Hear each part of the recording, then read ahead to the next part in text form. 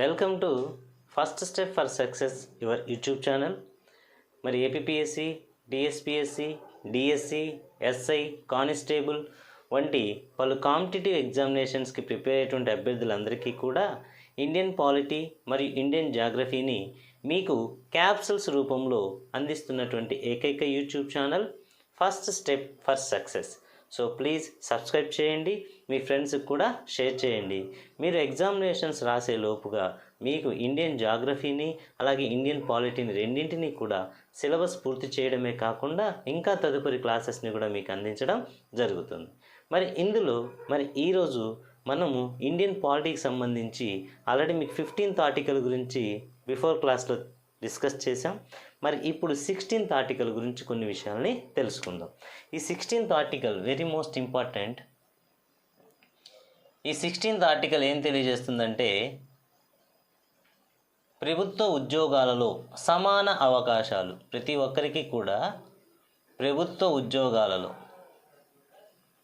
ఈ ప్రభుత్వ ఉద్యోగాలు ఏవైతే ఉన్నాయో ఈ ప్రభుత్వ ఉద్యోగాలలో సమాన అవకాశాలు అనేటువంటి అంశాన్ని సమాన అవకాశాలు ఈ సమాన అవకాశాలు అనేటువంటి అంశాన్ని మనకు 16th ఆర్టికల్ తెలియజేస్తుంది. ఈ అవకాశాలు అందరికీ సమానంగా ఉండడానికి ఉద్దేశించినవిగా చెప్పవచ్చు. అయితే ఇందులో 16th ఆర్టికల్లోని ఫస్ట్ సబ్ ఆర్టికల్ ఏం తెలియజేస్తుందంటే ప్రభుత్వ ఉద్యోగాలలో పొందేటువంటి విషయంలో పౌరులందరికీ సమాన అవకాశాలు.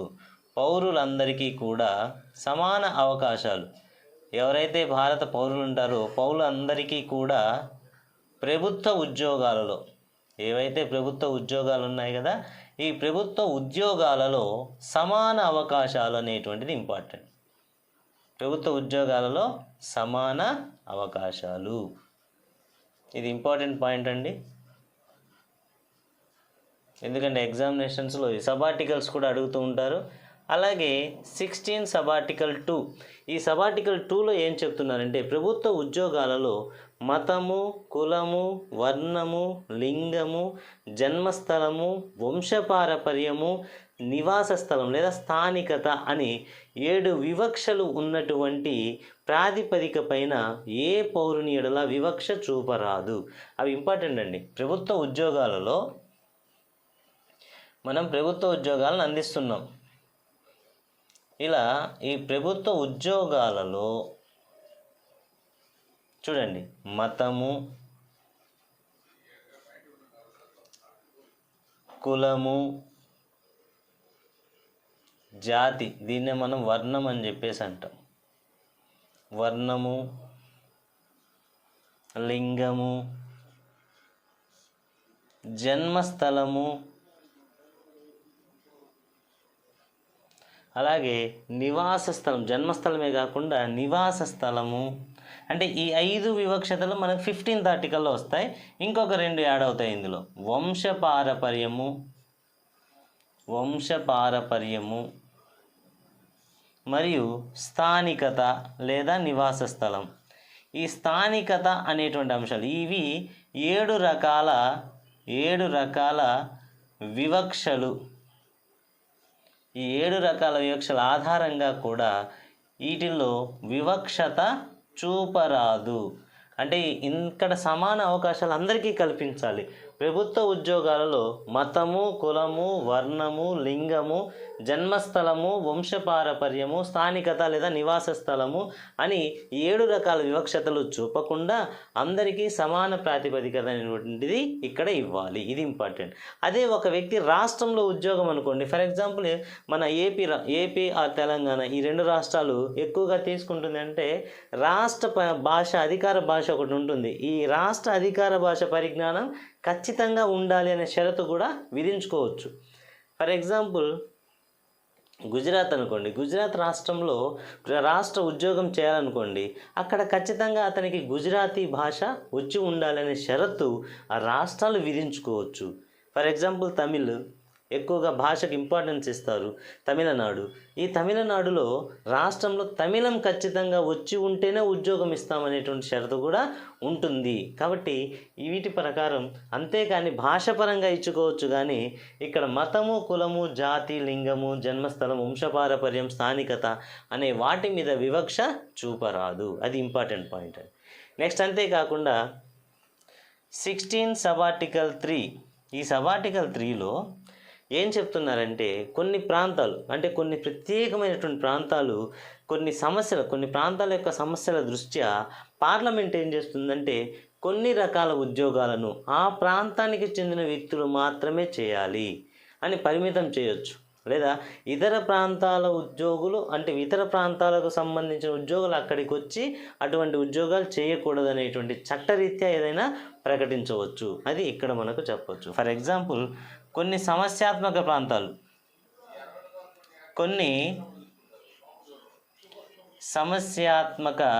ప్రాంతాలు ఉంటాయి. ఈ కొన్ని సమస్యాత్మక ప్రాంతాలు ఉన్నటువంటి చోట పార్లమెంట్ చట్టం చేయొచ్చు. పార్లమెంటు చట్టం. ఈ పార్లమెంట్ ఏం చట్టం చేస్తుంది అంటే, ఫర్ ఎగ్జాంపుల్ గతంలో చూసినట్లయితే జమ్మూ కాశ్మీర్ తీసుకుందాం. ఈ జమ్మూ కాశ్మీర్ ప్రాంతంలో అది సమస్యాత్మక ప్రాంతం కాబట్టి ఆ రాష్ట్రానికి చెందిన వాళ్ళు మాత్రమే ఈ క్యాడర్స్లో ఉండాలి, ఈ ఉద్యోగాలు చేయాలి అని పార్లమెంట్ చట్టం చేయొచ్చు. అవి ఎక్కడంటే కొన్ని సమస్యాత్మక ప్రాంతాల్లో మాత్రమే పార్లమెంట్ ఆ ప్రాంతానికి చెందిన వ్యక్తుల ద్వారా, ఆ ప్రాంతానికి చెందిన వ్యక్తుల ద్వారా ఉద్యోగాల నియామకం చేయవచ్చు. ఉద్యోగాల నియామకం ఇది ఇంపార్టెంట్. ఇది 16(3) అనేది ఇంపార్టెంటే, అలాగే ఇది కూడా ఇంపార్టెంటే. అయితే ఆ ప్రాంతాల్లో సరైన ప్రాతినిధ్యం ఉంటుందా ఉండదా అనేటువంటిది మనకు ఆ చట్టాన్ని, అంటే ఆ రాష్ట్రంలో చేసినటువంటి ఆ చట్టాన్ని ఆధారంగా మనం తీసుకోవాల్సి ఉంటుంది. ఇది ఇంపార్టెంట్ అండి. నెక్స్ట్ మరొక ఇంపార్టెంట్ పాయింట్ ఏంటంటే, ఇక్కడ మనకు ఎస్సీ ఎస్టీలకు సంబంధించినటువంటి ఏవేవి ఉన్నాయి, ఎస్సీ ఎస్టీలకు సంబంధించినటువంటి అన్నీ కూడా మనకి ఏ ప్రాంతాల్లో ఏమున్నాయి అనేటువంటి విషయాల్ని కూడా మనం జాగ్రత్తగా తీసుకునేటువంటి అవకాశం అనేటువంటిది ఇక్కడ ఉంది.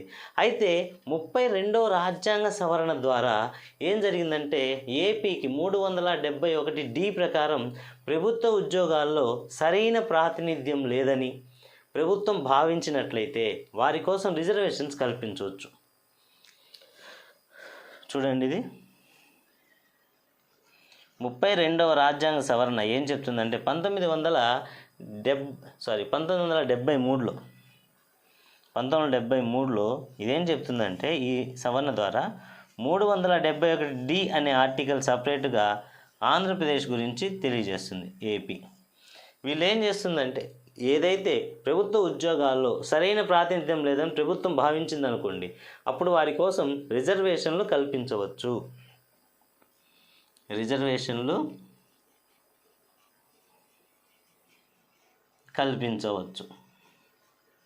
ఇదొకటి ఇంపార్టెంట్. అయితే ప్రస్తుత రిజర్వేషన్లు ఎలా ఇస్తున్నారంటే చూడండి, ఎస్సీకి 15% రిజర్వేషన్లు ఇస్తున్నారు. అలాగే ఎస్టీకి 7.5 రిజర్వేషన్స్ ఇస్తున్నారు. మహిళలకి 33% రిజర్వేషన్ ఇస్తున్నారు. అంతేకాకుండా బీసీకి 27%. ఇప్పుడు మనకు రిజర్వేషన్లు అనేటువంటిది ఇది ఈ మూడే క్యాలిక్యులేషన్ అవుతాయి. ఇందులో మహిళలకి మళ్ళీ 33, ఇక్కడ 33%, ఇక్కడ 33% వస్తుంది. సో ఇది గమనించండి. అంతేగాని మొత్తం రిజర్వేషన్లు 69కి పైన దాటి ఉందా, ఆల్రెడీ మనం తమిళనాడులో డిస్కస్ చేసాం తమిళనాడు గురించి 15th ఆర్టికల్లో. ఓకే, ఒకసారి ఆ వీడియోని మళ్ళీ క్లియర్గా మళ్ళీ వినండి, చూడండి. రైట్. సో ఇవి మనకు ముఖ్యమైనటువంటి అంశాలు. అయితే ఇందులో 2 కేసెస్ ఉన్నాయి, ఆ కేసెస్ గురించి కూడా చెప్దాం. ఇంకా 16 సబార్టికల్ 4లో కూడా విషయాల్ని మీకు ఇప్పుడు తెలియజేస్తాను. అయితే ఇవి సబార్టికల్స్ కూడా ఎందుకు చెప్తున్నాం అంటే వెరీ మోస్ట్ ఇంపార్టెంట్ కాబట్టి మళ్ళీ చెప్పడం జరుగుతుంది. సో వీటి మీద కొంచెం కాన్సన్ట్రేట్ చేయండి. ఈ ఆర్టికల్స్ కూడా మనకు కొంచెం ఇంపార్టెంట్ అయినటువంటివి. ఎక్కువ మనకు ఈ ఆర్టికల్స్ మళ్ళీ చెప్తున్నాను, 1వ ఆర్టికల్ నుంచి మనకు 51A ఆర్టికల్ వరకు ఎక్కువసార్లు ఎగ్జామినేషన్లో అడిగినటువంటివి కాబట్టి వాటి గురించి ఎక్కువగా ఎక్స్ప్లెయిన్ చేయడం జరుగుతుంది. సరే, ఒక 2 కేసెస్ గురించి డిస్కస్ చేద్దాం. Indira Sahani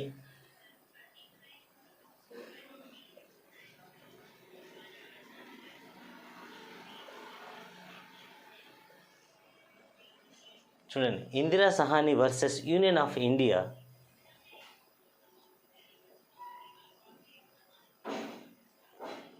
union of India ఇది 1993వ సంవత్సరంలో ఈ కేసు విషయం చూద్దాం. ఈ కేసులో ఏం చెప్తున్నారంటే, కేసులో సుప్రీంకోర్టు తీర్పునిస్తూ ఇతర వెనుకబడినటువంటి వర్గాల వారికి 27% రిజర్వేషన్లు కల్పించడం సరైందే అని పేర్కొంది. బీసీలలో క్రిమీ లేయర్ని గుర్తించడమే కాకుండా వారికి రిజర్వేషన్ని అనర్హులుగా పరిగణించాలి అని చెప్పేసి సుప్రీంకోర్టు తెలిపింది. అంటే సుప్రీంకోర్టు తీర్పునిచ్చింది, ఇందిరా సహాని కేసు అనేటువంటిది బీసీలకు రిజర్వేషన్లకు సంబంధించిన విషయం. Very most important. బీసీలకు అంటే వెనుకబడినటువంటి బీసీలకు 27% రిజర్వేషన్స్, 27% రిజర్వేషన్లు కరెక్టే, చేయవచ్చు. అయితే ఇందులో గమనించాల్సింది ఏంటంటే క్రిమీ లేయర్ని గమనించాలి. ఆల్రెడీ అసలు క్రిమీ లేయర్ అంటే ఏంటి అంటే ఉన్నత వర్గాలకు చెందినవారు. ఈ ఉన్నత వర్గాలు ఎవరు? అది కూడా ఓబీసీలోనే ఉంటుంది ఈ క్రిమీ లేయర్ అనేటువంటిది, అదర్ బ్యాక్వర్డ్ క్యాస్ట్స్. సో అది ఇంపార్టెంట్. అయితే ఈ క్రిమీ లేయర్లో ఉన్నత వర్గాల వారికి ఎటువంటి రిజర్వేషన్లు చెల్లవు, మిగిలిన వారందరికీ కూడా రిజర్వేషన్లు చెల్లుతాయనేటువంటి విషయాన్ని ఇక్కడ మనకు Indira Sawhney versus union of India కేసులో తెలియచేయడం జరిగింది. ఓబీసీలకు 27% రిజర్వేషన్ని అందించడానికి ఈ కేసులో సుప్రీంకోర్టు ప్రకటించింది. Right, most important. అలాగే ఇంకోటి AVS Narasimha Rao case. AVS Narasimha Rao versus, ఇది కూడా ఒక important case, state of Andhra Pradesh. State of Andhra Pradesh.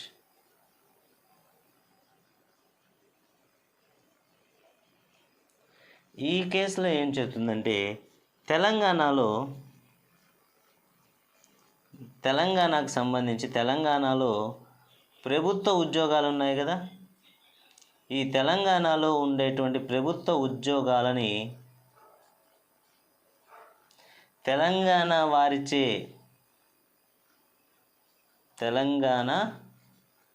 వారిచే మాత్రమే నియమించాలి, వారికి మాత్రమే ఉద్యోగాలు రిజర్వ్ చేయాలి అనే ముల్కీ నిబంధనలు ఉన్నాయి కదా,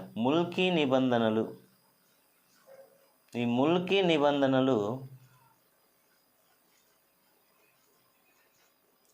నిబంధనలు చెల్లవు అనేటువంటి విషయాన్ని ఇక్కడ AVS Narasimha Rao versus state of Andhra Pradesh అనేటువంటి ఈ కేసులో తెలియచేయడం జరిగింది. ఇది సుప్రీంకోర్టు ఇచ్చిన తీర్పు.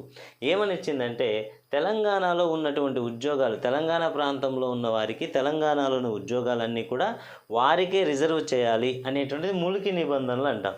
ఈ ముల్కీ నిబంధనలు ఇక్కడ చెల్లవు అనేటువంటి విషయాన్ని కూడా ఇక్కడ ఈ కేసులో తెలియచేయండి. ఈ 2 కేసెస్ కూడా ఇందులో వెరీ మోస్ట్ ఇంపార్టెంట్. మరి మీకు మరొక విషయం ఏంటంటే 16లో సబార్టికల్ 4 అనేటువంటిది ఉంది. అవి ఎస్సీ ఎస్టీలకు సంబంధించిన రిజర్వ్ చేసిన అంశాల గురించి ఇక్కడ తెలియచేస్తాం.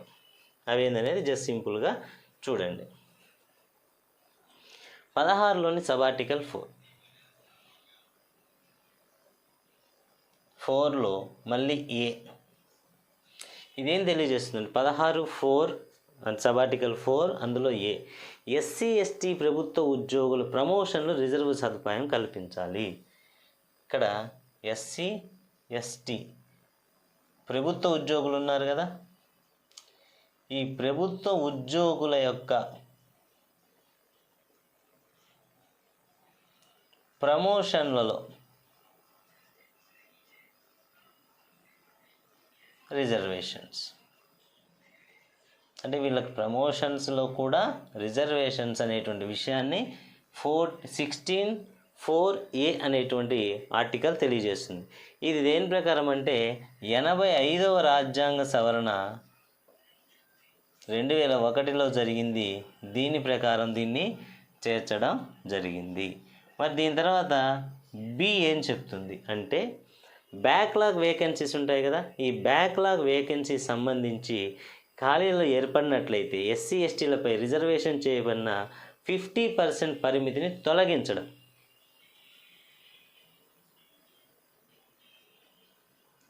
ఈ బ్యాక్లాగ్ ఖాళీలు అనేటువంటివి ఉంటాయి. అంటే వీటికి ఈ బ్యాక్లాగ్ ఖాళీలని 50% పరిమితిని తొలగించడం.